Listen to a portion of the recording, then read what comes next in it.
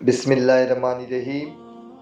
فَإِن لَمْ تَفْعَلُوا وَلَن تَفْعَلُوا فَاتَّقُوا النَّارَ الَّتِي وَقُودُهَا النَّاسُ وَالْحِجَارَةُ أُعِدَّتْ لِلْكَافِرِينَ۔ پھر اگر نہ لا سکو اور ہم فرما دیتے ہیں کہ ہرگز نہ لا سکو گے تو دوڑ اس آگ سے جس کا ایندھن آدمی اور پتھر ہے تیار رکھی ہے کافروں کے لیے۔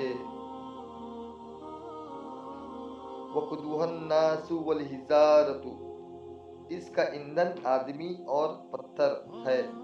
اس آیت میں آدمی سے کافر اور پتھر سے وہ بت مراد ہے جنہیں کفار پوجتے ہیں، اور ان کی محبت میں قرآن پاک اور رسول کریم صلی اللہ تعالی علیہ وسلم کا انکار کرتے ہیں۔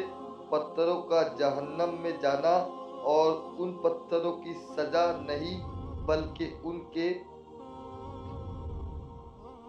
بیچاریوں کی سزا کے لیے ہوگا، یعنی بیچاریوں کو ان پتھروں کے ساتھ سزا دی جائے گی۔